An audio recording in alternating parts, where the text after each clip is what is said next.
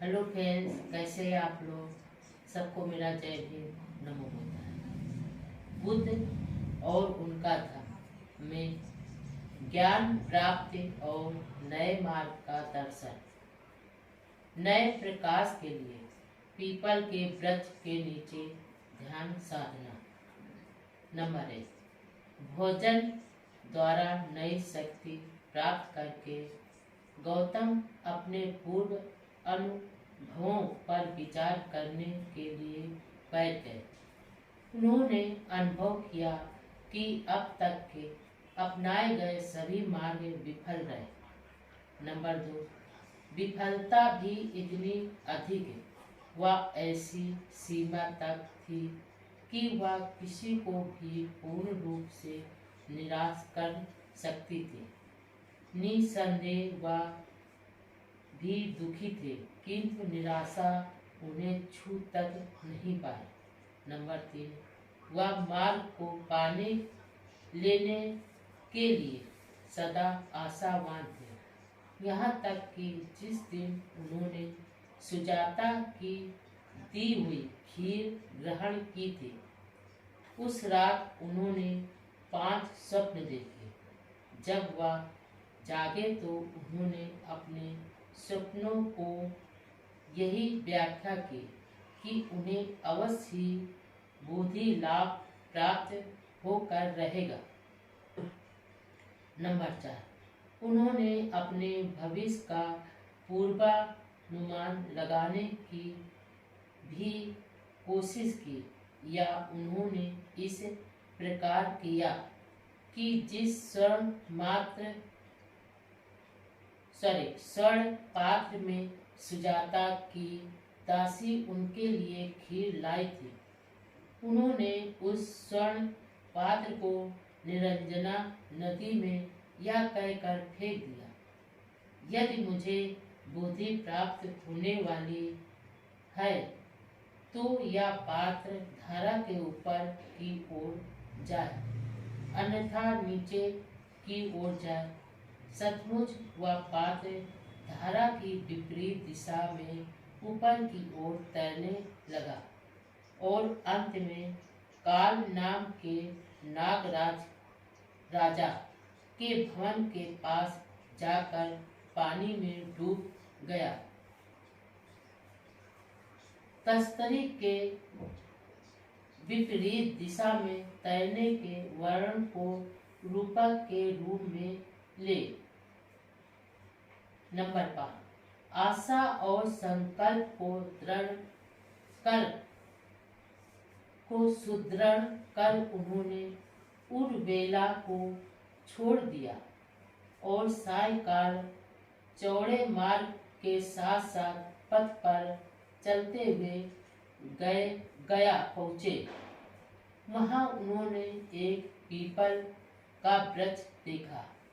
उन्होंने नए प्रकाश की प्राप्ति की आशा में वृक्ष के नीचे बैठकर ध्यान लगाने का विचार किया, ताकि उनकी सहायता से समस्या के समाधान का मार्ग मिल सके।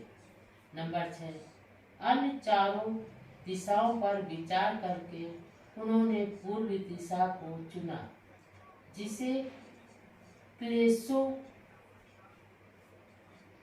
चित्तमल के क्षय के निमित्त सभी महान ऋषियों ने इससे पूर्व चुना था।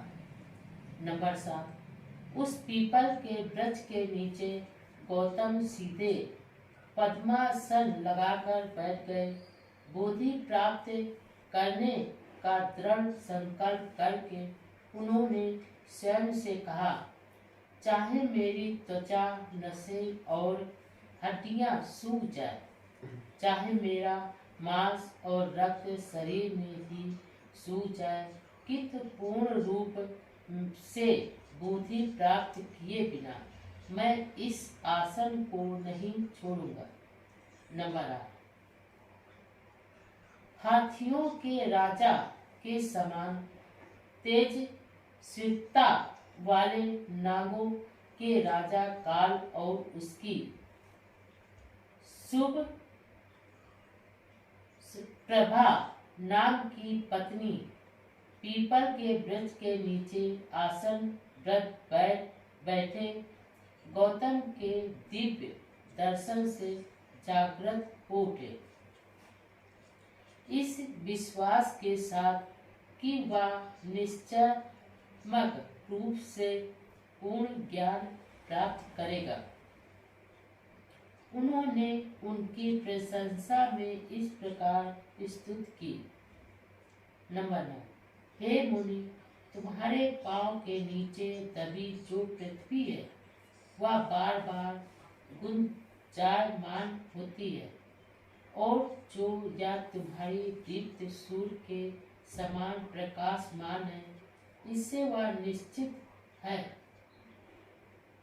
कि तुम इच्छित फल पाओगे। नंबर 10, आकाश में उड़ने वाले जितने भी पक्षी हैं वे तुम्हें सदा से नमस्कार कर रहे हैं, और आकाश में मंद मंद लय पवन बह रही है। इसलिए हे कमल छय, तुम निश्चित रूप से अपने उद्देश्य को प्राप्त करोगे। नंबर 11, जब वह ध्यान करने के लिए आसन लगाकर बैठे तो बुरे विचारों और बुरी चेतनाओं के समूह, जिन्हें पौराणिक भाषा में मारक पुत्र कहा गया और जो बुरे विचारों का दूसरा नाम है, उनके चित्त में प्रविष्ट होने लगे। नंबर 12, गौतम बहुत भयभीत हो गए कि कहीं वे उसको पराजित न कर दें और उसके उद्देश्य को विफल न कर दें। नंबर 13, वे जानते थे कि मन की इन बुरी प्रवृत्तियों के साथ युद्ध में बहुत से ऋषि और ब्राह्मण पराजित हो गए थे। नंबर 14, इसलिए उन्होंने अपना पूरा साहस बटोरकर मार्ग को कहा, मुझ पे श्रद्धा है, मुझ पे वीर है, मुझ में प्रज्ञा है। हे महाराज, तू मुझे कैसे पराजित कर सकता है?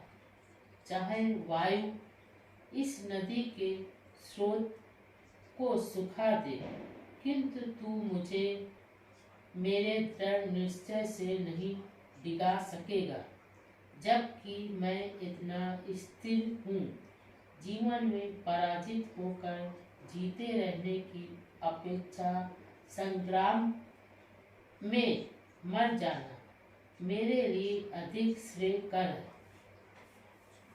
नंबर 15, दूषित प्रवृत्तियां गौतम के चित्त में ऐसे घुसी जैसे कि कौवा किसी पत्थर को चर्बी का ढेर समझकर उस पर जाता है और निश्चित रूप से सोचता है, यहाँ मैं नरम नरम भोजन पाऊंगा और यहाँ सहयोग से कुछ मीठा भी है।